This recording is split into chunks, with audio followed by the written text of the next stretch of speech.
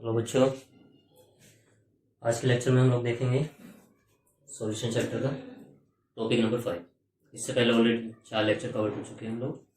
तो उसमें कंसंट्रेशन के बारे में हमने देखा था और कुछ न्यूमेरिकल्स भी इसमें सोल्व किए थे। आज हम लोग पढ़ेंगे solubility of gas in liquid, गैसों की द्रव में विलेयता। विलेयता का मतलब घुल जाना। तो कौन कौन से ऐसे फैक्टर होंगे जिसकी वजह से गैस ज़्यादा से ज़्यादा द्रव के अंदर घुल पाए, उनके बारे में डिस्कस करेंगे। और फिर एक आता है हेनरी का नियम, तो उसको भी डिस्कस करना है कि हेनरी का नियम क्या कहता है, क्या क्या उसकी एप्लीकेशंस है और क्या क्या उसकी लिमिटेशंस है, कहाँ कहाँ पे उसको अप्लाई नहीं कर सकते। तो इसको एक इजी वे में समझने की कोशिश करेंगे हम। उसके बाद ही देखेंगे कि हेनरी का नियम क्या कहता है। तो गैस को हमें द्रव के अंदर घोलना है। तो मान लीजिए ये कोई कंटेनर है जिसके अंदर लिक्विड भरा हुआ है, कोई भी लिक्विड, ठीक। इसको हमने बंद कर रखा है, क्लोज कंटेनर है ये, और नीचे से इसको थोड़ा थोड़ा सा हीट किया जा रहा है। हीट करने से क्या होगा, इसकी कुछ वेपर बनेगी और वो वेपर यहाँ पर जो खाली जगह है उसमें इकट्ठी होती चली जाएगी। वेपर जो है यहाँ पर इकट्ठी होती चली जाएगी। अगर हम यहाँ पर कोई पिस्टन लगा दें, इसके ऊपर अगर कोई पिस्टन लगा देते हैं और इसके ऊपर कुछ वेट रख देते हैं, या फिर इसको ऊपर की तरफ से दबाना अगर शुरू करें, तो क्या होगा उसको डिस्कस करेंगे। देखिए, ये जो रेड कलर में है ये है गैस के मॉलिक्यूल्स, ये है हमारा लिक्विड फॉर्म। तो हमें क्या करना है, ज्यादा से ज्यादा गैस के मॉलिक्यूल्स को लिक्विड के कांटेक्ट में लाना है। अब जो गैस के मॉलिक्यूल है उनकी काइनेटिक एनर्जी या गतिज ऊर्जा बहुत ज्यादा होती है, तो वो काफी दूर दूर फैले होते हैं क्योंकि उनके बीच में प्रतिकर्षण बल काफी ज्यादा लगा रहा होता है।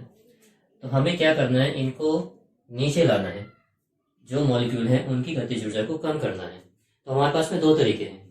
पहला तरीका क्या कि इस पिस्टन को अगर हम नीचे लाएंगे तो जो गैस के अणु फिलहाल जगह को ऑक्यूपाई किए हुए हैं, अब धीरे धीरे जब हम नीचे लाएंगे तो गैस के मॉलिक्यूल को जबरदस्ती लिक्विड के कांटेक्ट में आना पड़ेगा।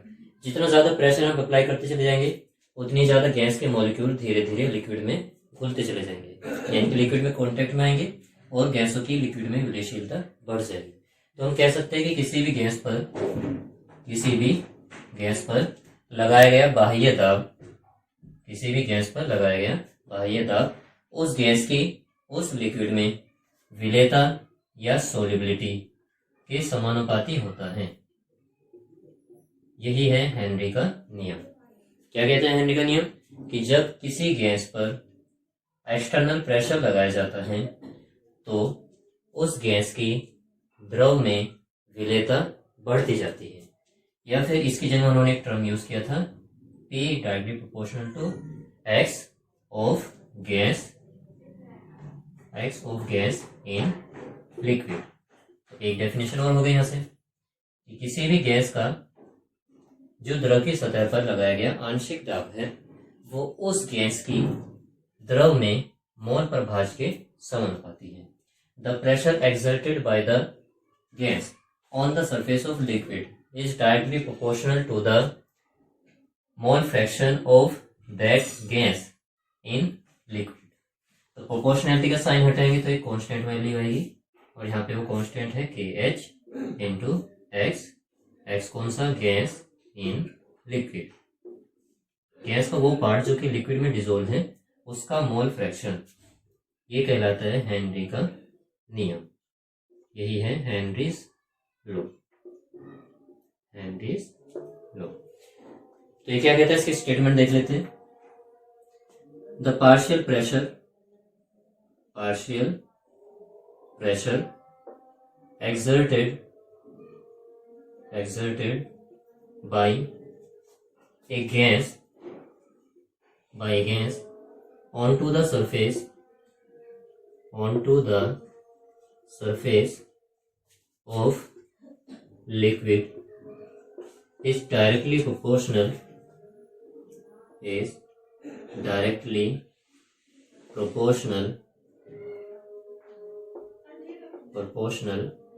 to the mole fraction of that gas of that gas present in liquid,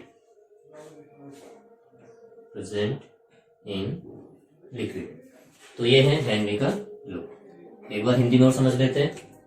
किसी भी गैस के द्वारा द्रव की सतह पर लगाया गया बाह्य दाब या पार्शियल प्रेशर उस गैस के द्रव में मोल प्रभाज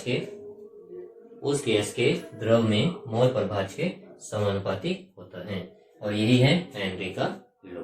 ओके, KH है यहाँ पे हेनरी कांस्टेंट, P है pressure exerted by any gas onto the surface of liquid, and X mole fraction of gas present in liquid। Okay, तो यहाँ पर KH देखते हैं कि KH की आखिर वैल्यू क्या होगी। KH जो है किस किस पे डिपेंड कर सकता है।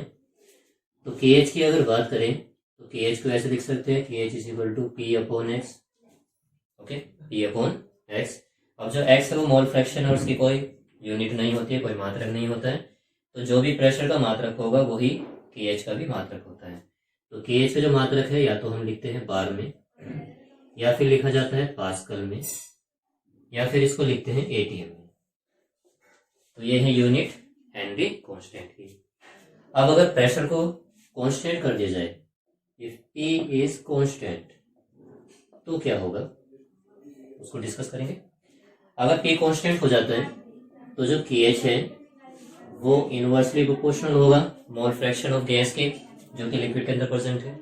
या फिर X की जगह पर उन्होंने क्या लिया था, सोलिबिलिटी, और सोलिबिलिटी की जगह पर X लिया था और फिर बाद में प्रोपोर्शनैलिटी का साइन हटाया तो हेनरी कांस्टेंट आया था। तो हम इसको ऐसे भी लिख सकते हैं कि KH inversely proportional to the solubility of that gas.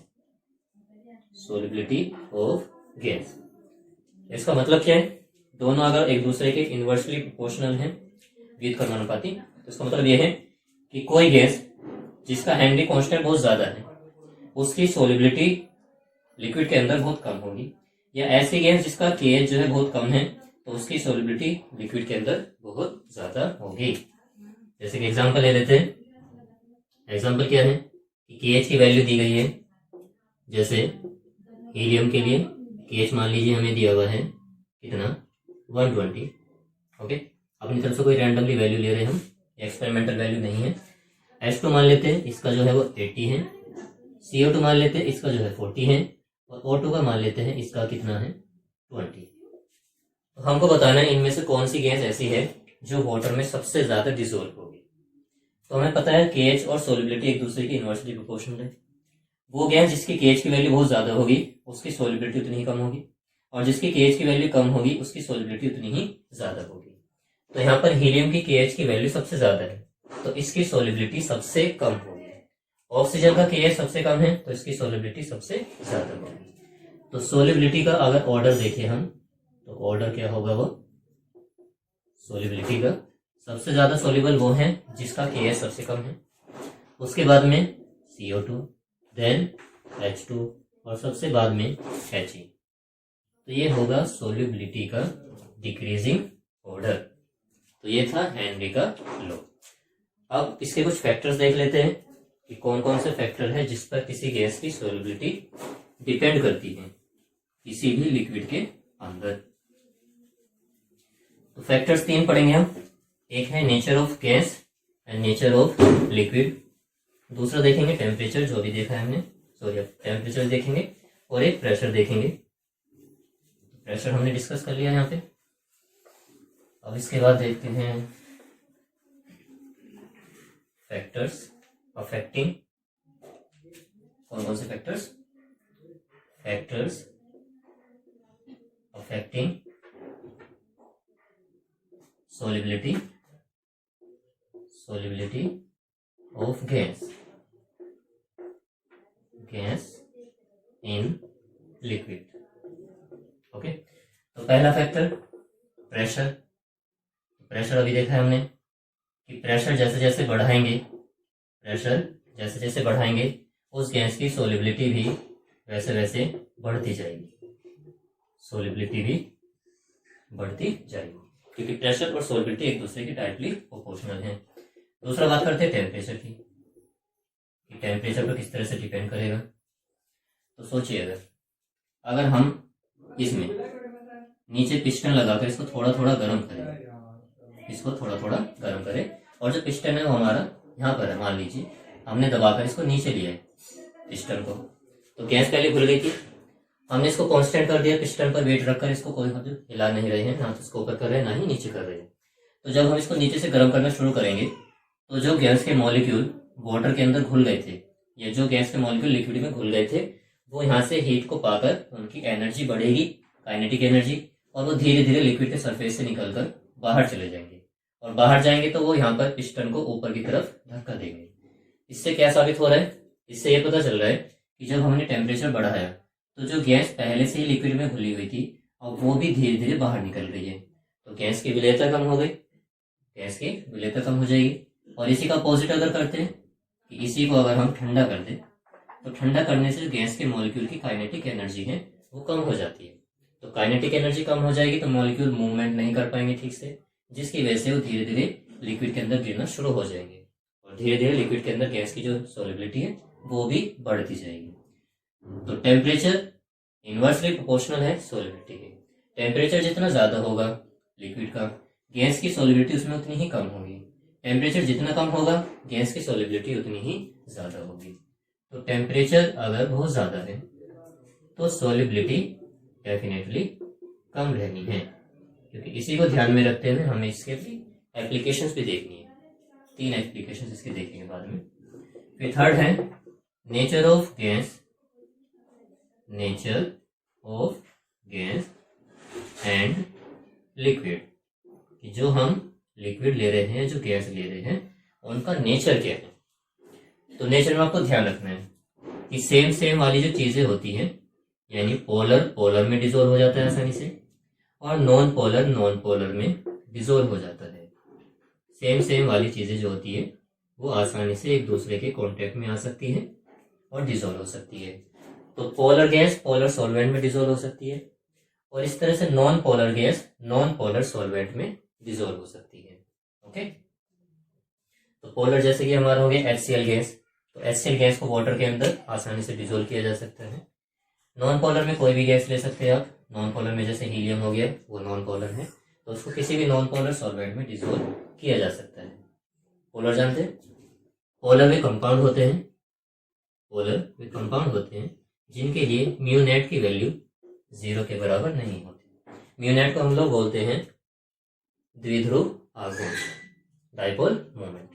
इसको भी डिस्कस करेंगे, एक अलग से लेक्चर लाएंगे इसका कि कैसे आइडेंटिफाई करना है कि कोई ऐसा कंपाउंड जो हमें दिया हुआ है वो पोलर होगा कि नॉन पोलर होगा। नॉन पोलर कौन होते हैं? नॉन पोलर वे मॉलिक्यूल होते हैं जिनके लिए म्यू नेट की वैल्यू 0 के बराबर होती है, उनको बोलते हैं हम लोग नॉन पोलर। तो जितने भी डायटोमिक मॉलिक्यूल हैं जैसे H2, N2, O2, ये सभी नॉन पोलर होते हैं। ओके बच्चों, तो ये था गैसों की द्रव में विलेयता। अब हम इसके कुछ लिमिटेशंस देख लेते हैं कि हेनरी का जो लॉ है इसकी लिमिटेशंस क्या क्या है। अच्छा, एक बात और कि जो गैस है वो लिक्विड में कैसे घुलेगी, ये एक स्पॉन्टेनियस प्रोसेस होगा कि नॉन स्पॉन्टेनियस।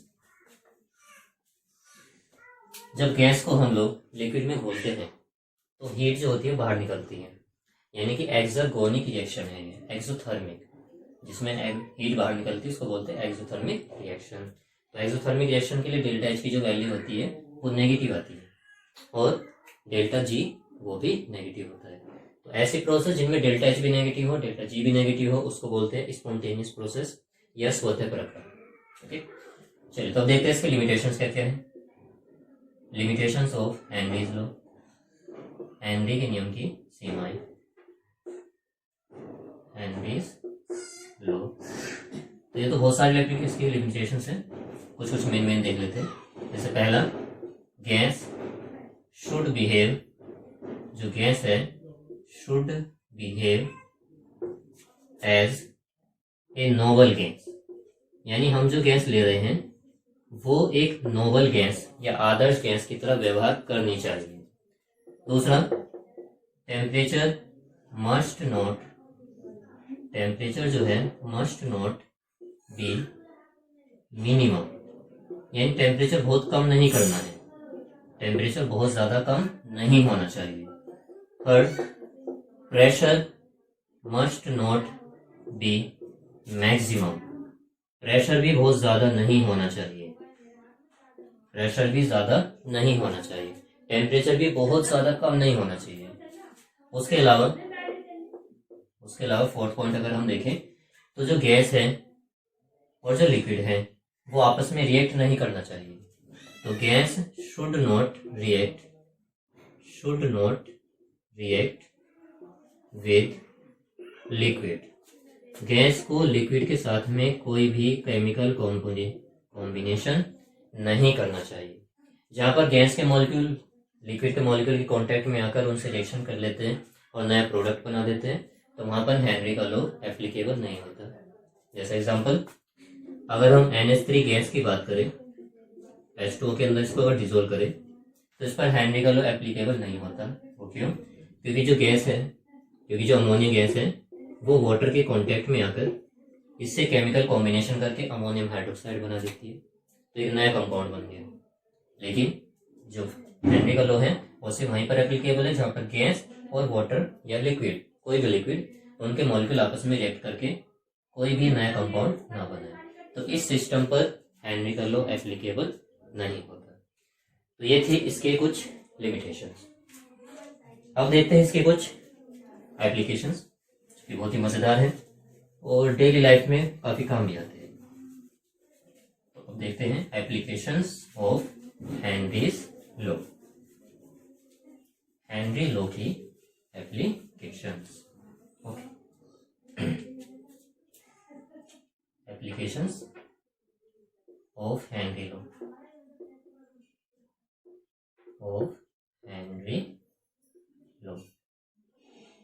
चलिए, तो पहले हम देखते हैं हेनरी लॉ का एप्लीकेशंस।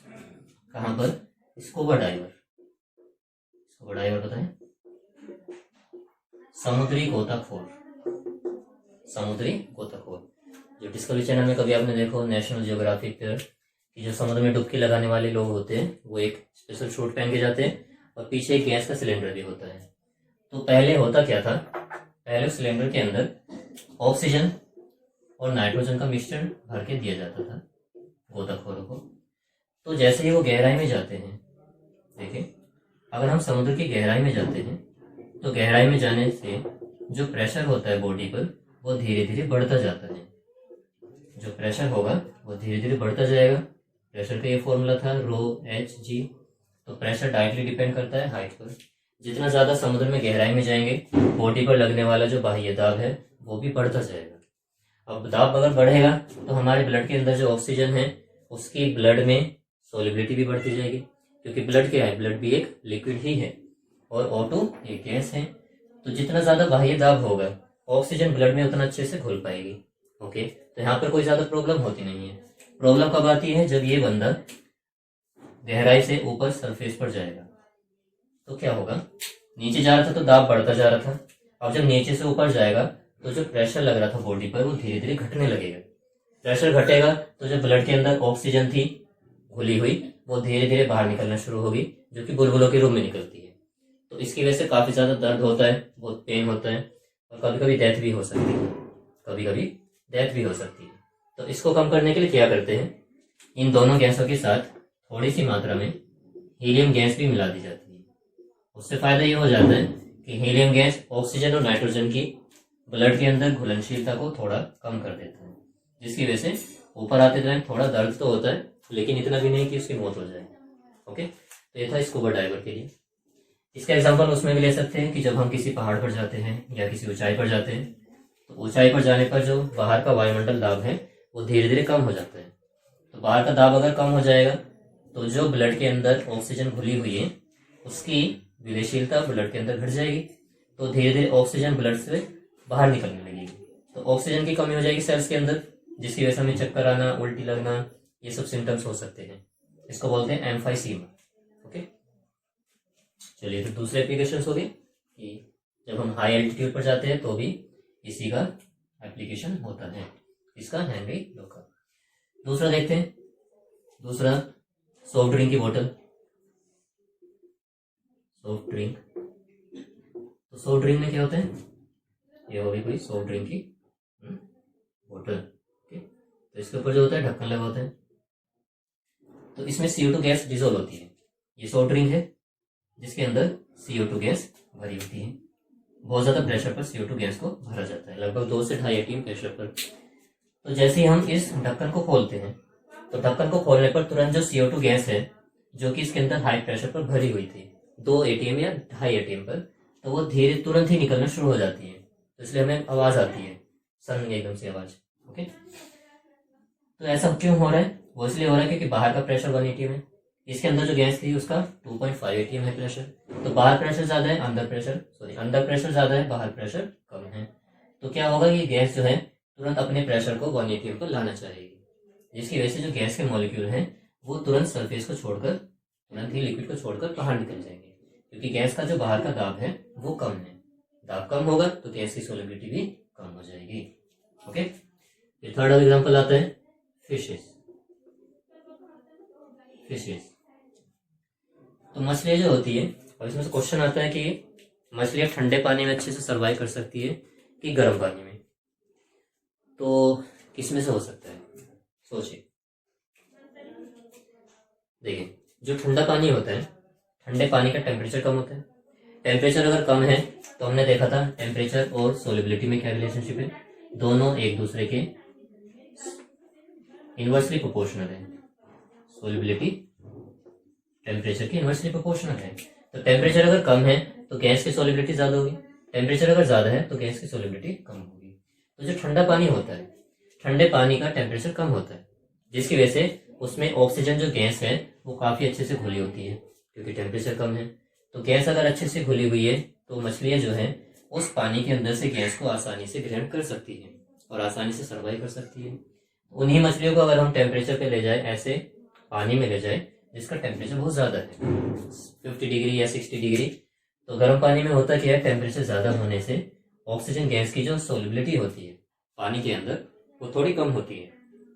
तो सोलिबिलिटी अगर कम होगी तो ऑक्सीजन ठीक से मिल नहीं पाएगी फिशेस को, जिसकी वजह से बेचारी मर जाएगी। इसलिए फिशेस ठंडे पानी में एक बार को सर्वाइव कर सकती है, लेकिन गर्म पानी में फिशेस सर्वाइव नहीं कर सकती हैं। तो ये था हमारा हेनरी का लॉ। ओके, इसके बाद में हम लोग देखेंगे अगले लेक्चर में वेपर प्रेशर। वेपर प्रेशर क्या होता है, कौन कौन से ऐसे फैक्टर हैं जो वेपर प्रेशर को अफेक्ट करते हैं, और फिर वेपर प्रेशर की कुछ वो भी देखेंगे हम लोग, लॉज देखेंगे, राउट का लॉ। राउट के लॉ में फिर देखेंगे हम ideal solution, non ideal solution, volatile solvent, non volatile solute, इस तरह के कुछ उसमें वो देखेंगे हम लोग। डेरिवेशन भी देखने फिर उसके, और उसके अलावा उसमें एक RLVP भी होता है जिसको कोलिगेटिव प्रॉपर्टी कहते हैं। ये सब लेक्चर आने वाले हैं उसके अंदर। ओके, तो मिलते हैं नेक्स्ट लेक्चर में।